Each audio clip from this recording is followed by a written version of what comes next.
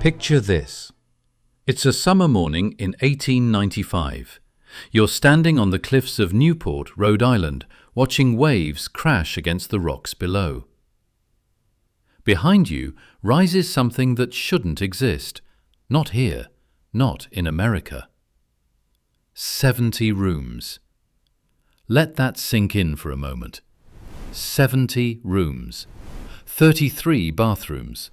48 bedrooms, 5 floors, over 62,000 square feet of living space. And the family who built it? They called it their summer cottage. The Breakers wasn't a house. It wasn't even a mansion in the traditional sense.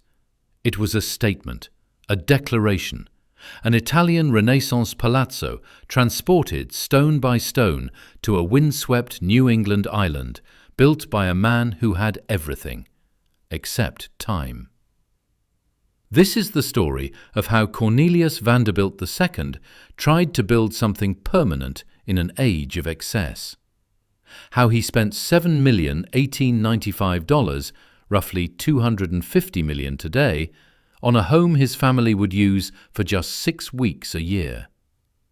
How he commanded an army of 2,000 workers to build it in record time, racing against something. Perhaps his own mortality. Here's what they don't tell you about the Breakers. It survived. While virtually every other Vanderbilt palace was demolished, torn down for parking lots, hotels, apartment buildings, this one endured.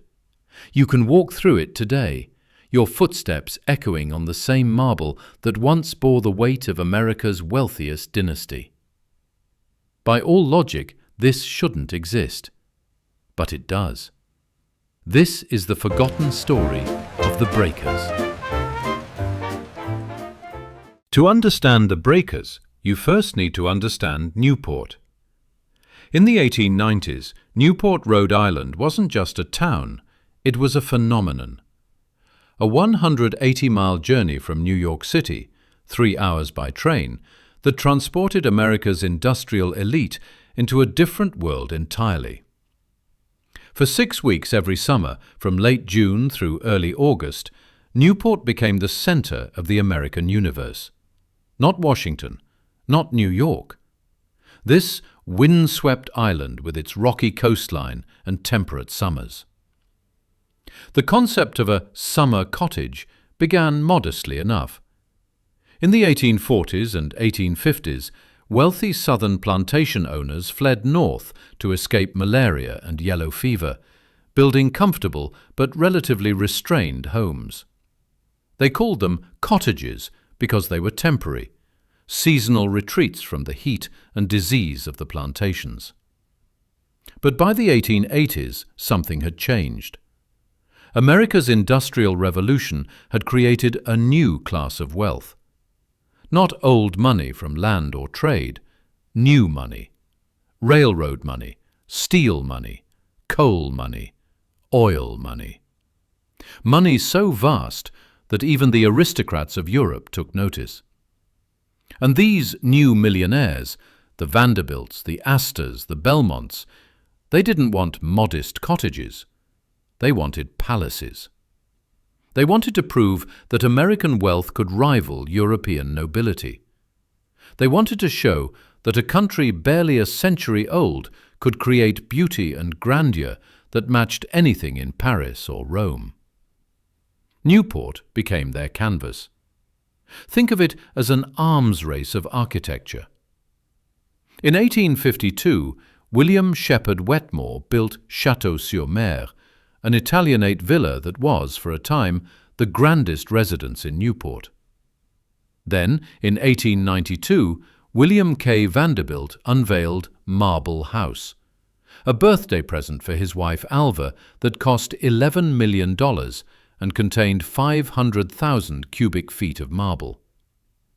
Marble House changed everything. Suddenly, the old wooden cottages looked quaint, outdated, insufficient. The competition wasn't about comfort anymore. It was about who could build something that would make jaws drop, hearts race, and society pages flutter with excitement. But here's the thing about Newport. Location mattered. These weren't just summer homes. They were social warfare headquarters. Every ball, every garden party, every casual tennis match was a battle for social supremacy. Mrs. Astor held court at Beechwood. Alva Vanderbilt threw legendary parties at Marble House. Mamie Fish hosted a dog's dinner where over 100 pampered pooches dined on pâté.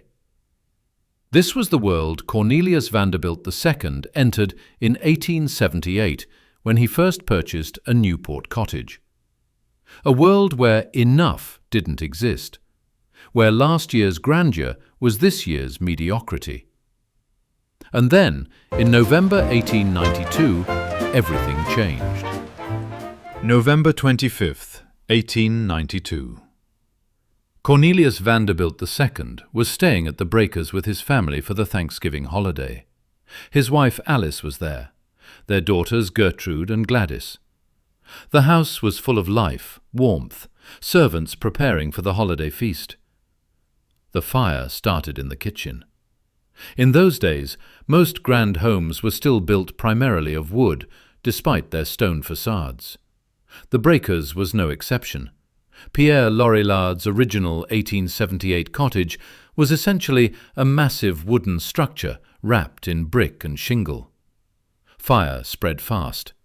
By the time the family evacuated, flames were consuming the house, room by room. Servants rushed to save what they could. Workers found 2 safes in the wreckage containing Alice's jewelry, miraculously surviving the intense heat. But the house itself? Gone. Cornelius had insurance, $125,000 for the structure, $75,000 for the furnishings, $10,000 for the boiler, a total of $210,000. But everyone knew it was worth far more, hundreds of thousands of dollars less than what had been lost. Now, most men would have taken the insurance money and perhaps built something more modest, or maybe purchased one of the other available estates. Newport had plenty of grand homes. But Cornelius Vanderbilt II wasn't most men. He was the eldest grandson of the Commodore, the legendary Cornelius Vanderbilt, who had built America's greatest railroad empire. He was the president and chairman of the New York Central Railroad. He controlled transportation routes that moved millions of people and goods across the eastern United States. His income was measured not in thousands, but in millions of dollars per year. And in 1892, he had just watched his younger brother William unveil Marble House, that $11 million temple to excess that set Newport buzzing. There's a psychology to competitive wealth. When your brother builds something extraordinary, you don't retreat, you advance, you top it. You make a statement so grand that no one will ever question which brother truly leads the family. But Cornelius had another motivation, one more personal and more urgent. His health was failing. At 49 years old, Cornelius was already showing signs of the cerebral issues that would eventually kill him. He suffered from what contemporary doctors described as nervous exhaustion, likely a combination of stress, overwork, and possibly early symptoms of the stroke that would take his life 7 years later. He valued Newport because the sea air and relaxation helped him recover from the brutal demands of running America's largest railroad empire. This wasn't just about building a summer cottage anymore. This was about legacy, about creating something permanent in a transient world, about ensuring that, even after he was gone, the Vanderbilt name, his branch of the Vanderbilt name, would be literally carved in stone for generations to see. So, in the ashes of the old Breakers, Cornelius made a decision. He would rebuild. Not just rebuild, he would create something unprecedented. A house so grand, so fireproof, so extraordinary that it would define Newport for the next century. He would hire the best architect in America. He would import materials from around the world.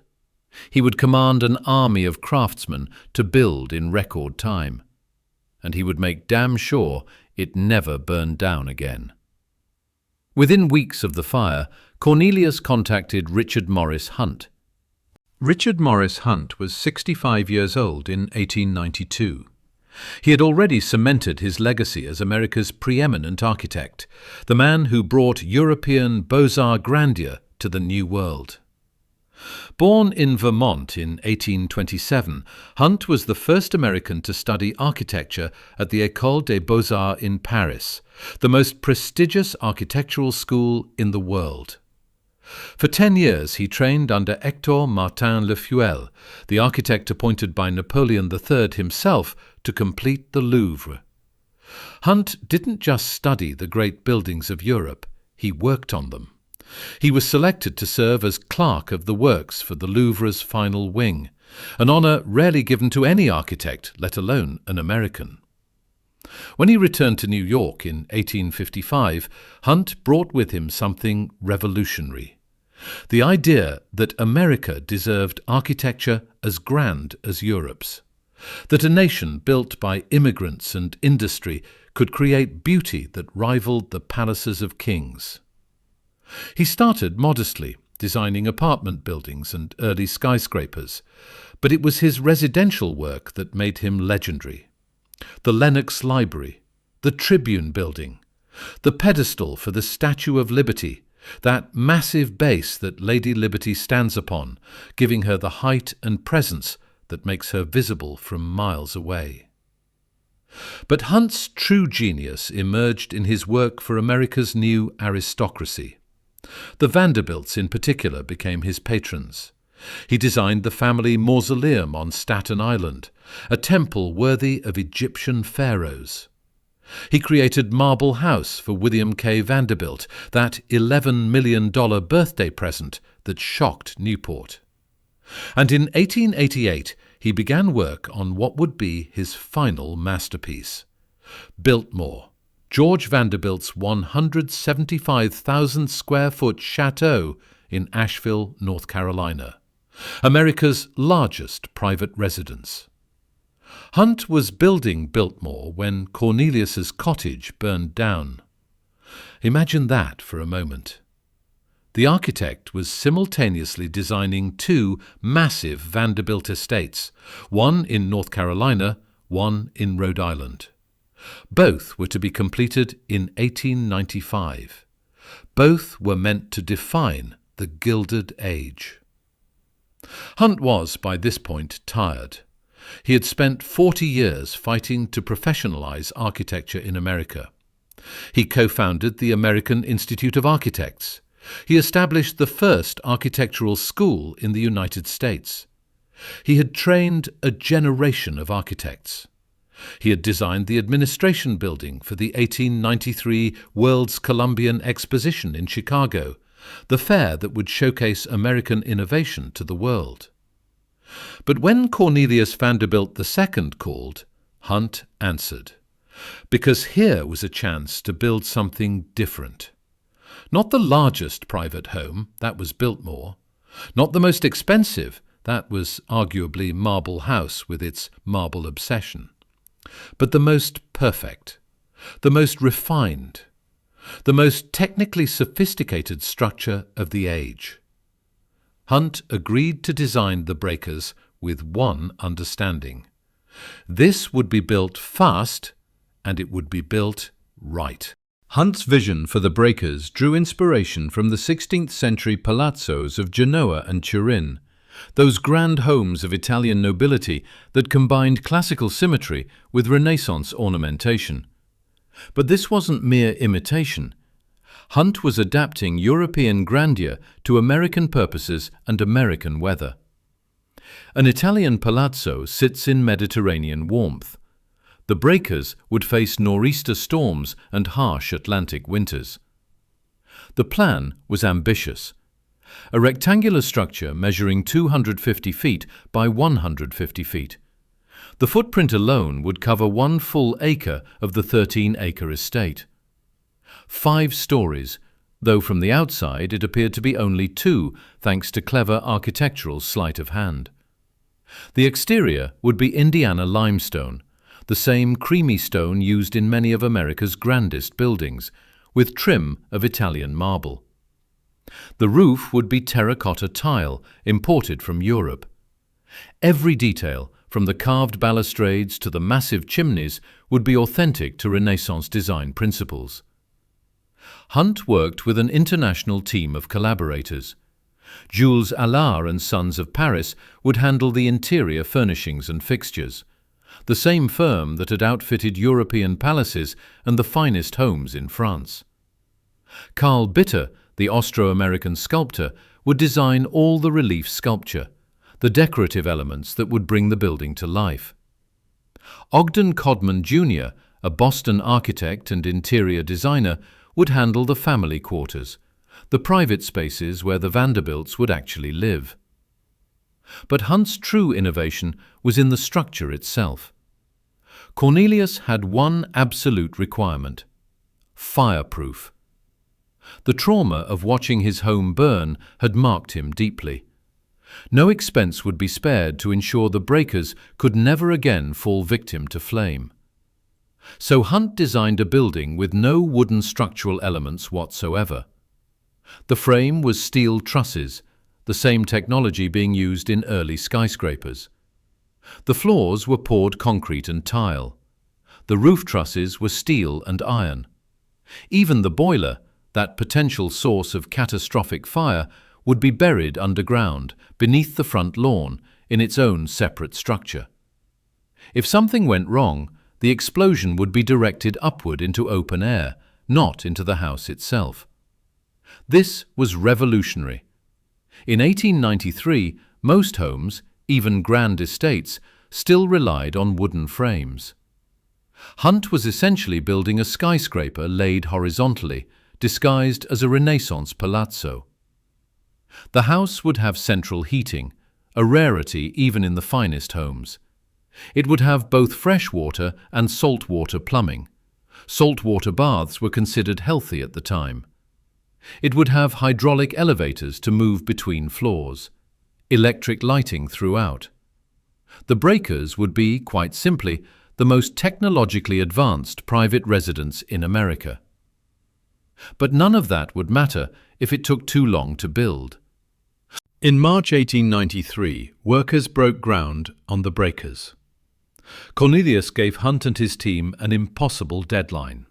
The house must be completed by summer 1895. 2 years, just 24 months, to build a 70-room palazzo with all the technological sophistication of a modern office building and all the artistic refinement of a European palace. For comparison, Biltmore, which was being built simultaneously, took 6 years to complete. To meet this deadline, Hunt mobilized a construction force the likes of which Newport had never seen. At peak construction, over 2,000 workers labored on the site. Stonemasons, carpenters, electricians, plumbers, artists. Craftsmen imported from Europe who specialized in specific techniques: gilding, plastering, marble carving. The logistics were staggering. Limestone blocks arrived by rail from Indiana quarries, each block precisely measured and numbered so they could be assembled like a massive 3-dimensional puzzle. Marble came from Italy, rose alabaster columns for the dining room, rare marbles for wall panels and floors. One entire room, the morning room, was constructed in France, then disassembled, shipped across the Atlantic, and reassembled inside the breakers. Imagine that, a complete room built in a Parisian workshop, crossing the ocean in pieces, then rebuilt exactly as it had been thousands of miles away. The Great Hall required special attention. Hunt wanted a 50-foot-high space that would capture the grandeur of an Italian courtyard. But this was New England, not Italy. He couldn't leave it open to the elements. So he designed a ceiling that gave the impression of open sky, a trompe-l'oeil effect where clouds seemed to drift overhead, complete with allegorical figures representing the 4 seasons. The dining room presented another challenge. Rose alabaster columns, each weighing several tons, had to be carefully positioned to support the room's elaborate ceiling. The walls would be covered in rare French marble, polished to a mirror sheen. The ceiling would be adorned with gold leaf. While workers constructed the shell, artists worked on the details. Carl Bitter supervised a team of sculptors creating relief panels, carved fireplaces, and decorative elements throughout the house. Every fireplace, and there would be dozens, was a work of art in itself, many of them salvaged from French chateaux and incorporated into Hunt's design. The underground infrastructure was equally impressive. Service tunnels connected the basement to the outdoor boiler room. Coal storage rooms, wine cellars, food storage, laundry facilities, all hidden from view but accessible through a network of passages that allowed servants to move about unseen. Because that was another requirement. The machinery of running a 70-room house must be invisible. Guests would experience seamless luxury without ever seeing the small army of workers who made it possible. 33 rooms were designated for servants. Let that sink in. Nearly half the house was given over to the people who would maintain it.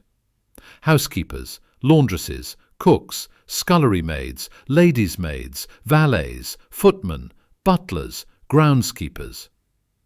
During the summer season, the breakers required a staff of 58 people working full-time to keep it running. Hunt himself was aging rapidly.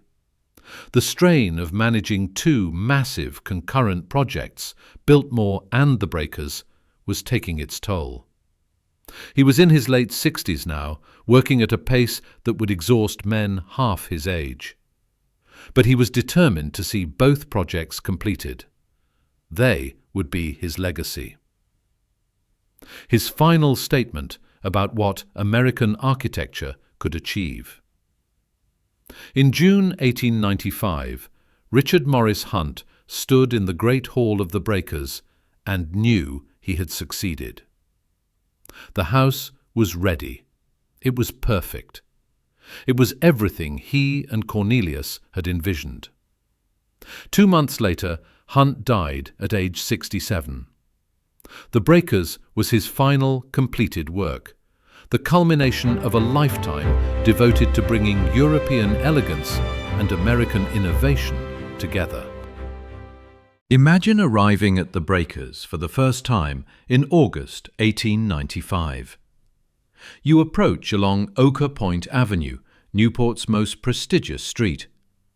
The property announces itself long before you see the house. A 12-foot-high fence of limestone and wrought iron surrounds the estate. The main gates are Baroque masterpieces, 30 feet high, forged iron with the Vanderbilt family crest prominent on each gate. This isn't an entrance, it's a declaration. Your carriage rolls through. And suddenly the house reveals itself. From the street side, the Breakers appears massive yet somehow restrained. 2 stories, though there are actually 5 inside.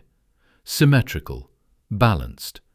Classical proportions that any Renaissance architect would recognize. Indiana limestone glows warm in the afternoon sun. Terracotta roof tiles give it a Mediterranean warmth despite the New England setting. But then you notice the scale. The windows are enormous, each one tall enough that a grown man could walk through standing upright. The carved limestone details are so intricate that it takes a moment to process them. Balustrades, gargoyles, decorative brackets. Every surface tells a story. Your carriage follows the circular drive to the main entrance. Footmen in Vanderbilt livery await. One opens your carriage door. Another will handle your luggage. A third escorts you toward the entrance. The doors themselves are works of art. Massive oak panels with intricate bronze fittings. They swing open, and you step inside. The Great Hall stops you in your tracks. 50 feet high, 50 feet square. An indoor courtyard that captures the essence of an Italian palazzo while providing shelter from New England weather. Look up. The ceiling is a masterwork of painted illusion, a sky filled with drifting clouds, allegorical figures representing morning, noon, afternoon, and night. It's painted to give the impression of being outdoors, under an open sky. The technique is called trompe l'œil, French for trick the eye, and it's breathtaking. The walls are carved limestone from Caen, France. Not just any limestone, the same stone used in Gothic cathedrals. It's been carved by European master craftsmen into an intricate pattern of pilasters, columns, and decorative panels. Acorns and oak leaves, symbols of strength and endurance, are carved repeatedly throughout the space. The floor is a geometric pattern of rare marble, each piece cut precisely to create an interlocking design that draws your eye toward the grand staircase at the far end of the hall. And that staircase. Let's talk about that staircase. It's not just a way to move between floors, it's theatre, a stage for dramatic entrances. The staircase curves gracefully upward, splitting at the landing to continue left and right. The balustrade is carved marble. The steps themselves are polished to a mirror finish. At the landing, a massive stained glass window, originally from the Vanderbilt's New York townhouse, filters colourful light across the space. The window was designed by John Lafarge, one of America's finest stained glass artists. Massive carved and gilded cornices surround the ceiling, supporting it while adding another layer of ornamentation. The cornices alone cost more than most families earned in a lifetime. The Great Hall wasn't just impressive from a design standpoint, it was functional. This was where guests gathered before dinner, where morning conversations happened, where the family would receive visitors during the social season. It was the mixing chamber, the space that connected all other rooms. Off the Great Hall, you see doorways to other spaces. To the left, the library and billiard room. To the right, the morning room and music room. Straight ahead, past the staircase, the dining room. Each doorway is an invitation to discover more. Step into the dining room, and you enter a space designed to overwhelm. Rose alabaster columns, massive pillars of pink-tinged stone support the ceiling. These aren't just decorative, they're load-bearing, helping support the weight of the floors above while adding a soft, warm glow to the space. Each column weighs several tons and was carved from a single piece of stone. The walls are panelled in rare French marble, polished to reflect candlelight. The ceiling is adorned with elaborate plasterwork and gold leaf. Chandeliers of baccarat crystal hang overhead, each one containing hundreds of individual pieces. The table can seat 34 people comfortably. Think about that. 34 people for dinner. Not a banquet, not a ball, just dinner. The chairs are gilded. The place settings would be gold and silver, changed for each course.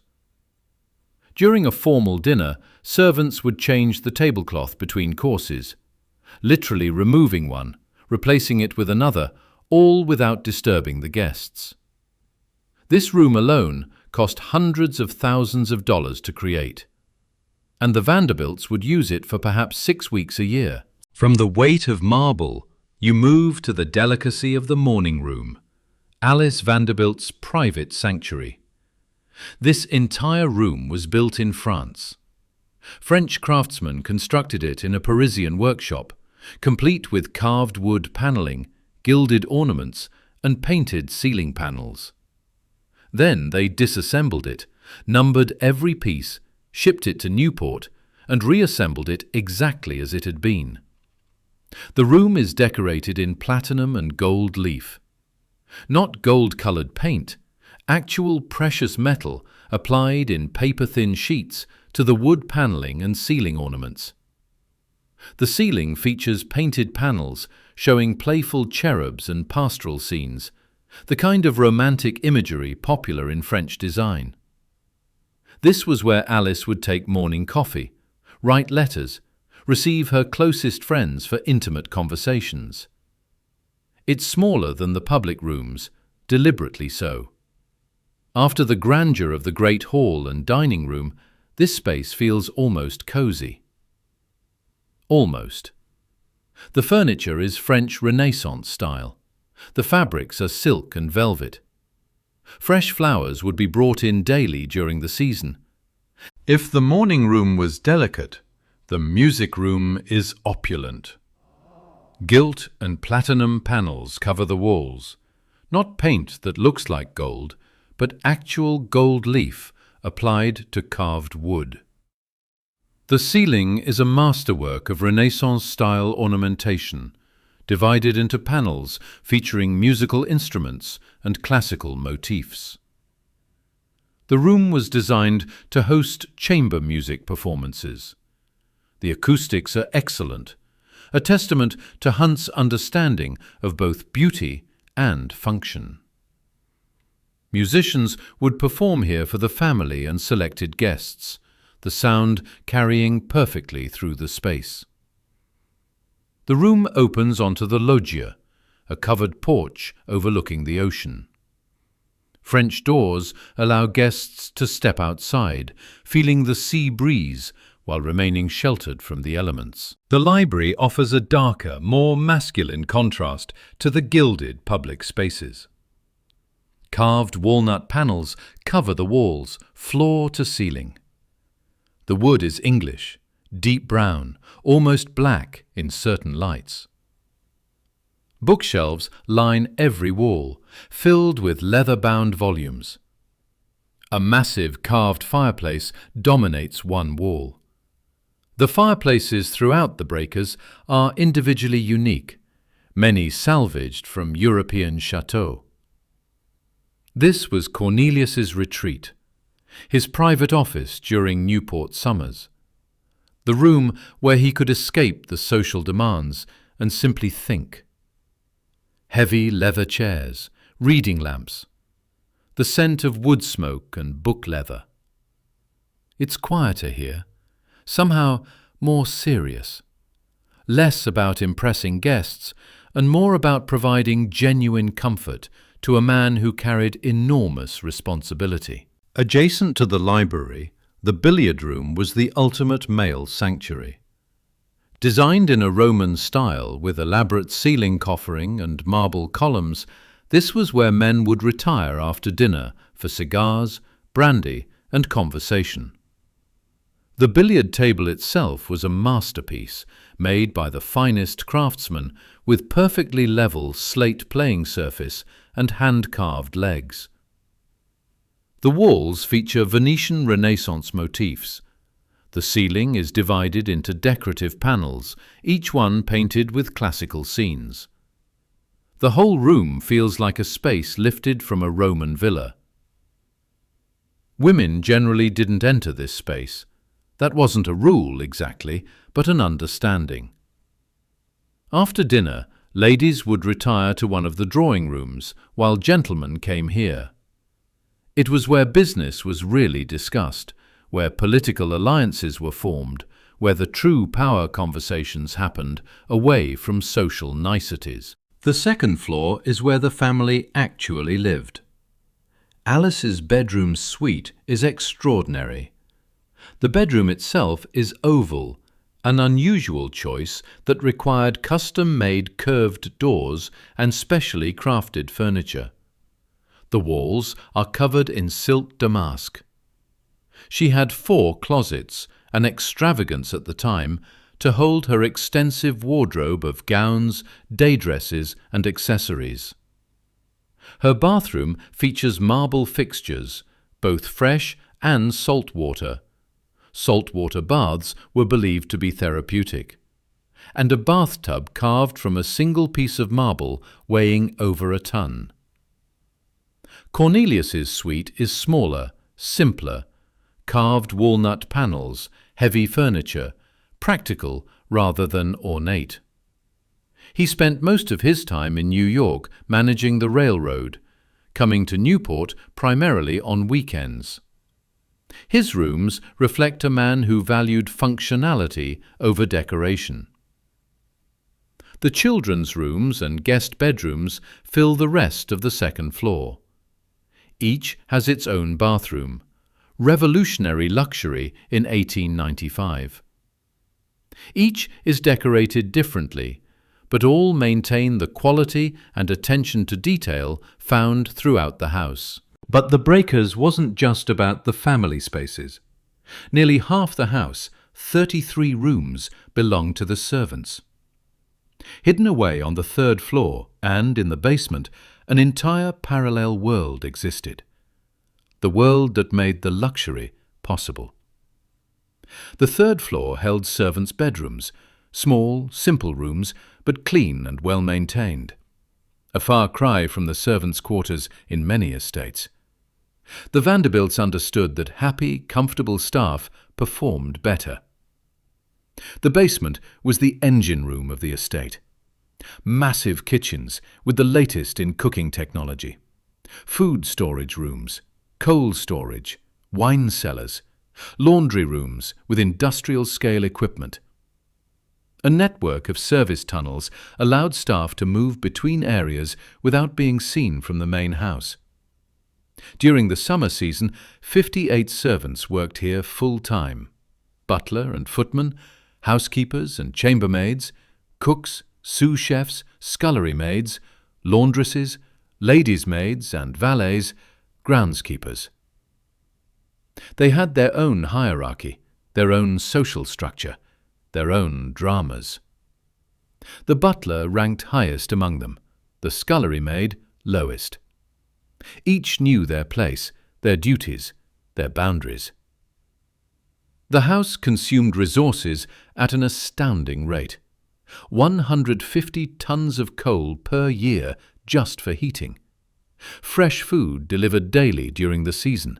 Fresh flowers changed daily in every room. Laundry done constantly. Tablecloth changed multiple times per meal. All of this invisible to the family and guests. That was the point. The machinery of luxury must never show. Guests should experience seamless perfection without ever seeing the work behind it. The Breakers was complete, perfect, ready for the Vanderbilts to begin their summer season. Cornelius had done it. He had created something permanent, something fireproof, something that would stand as a testament to Vanderbilt achievement.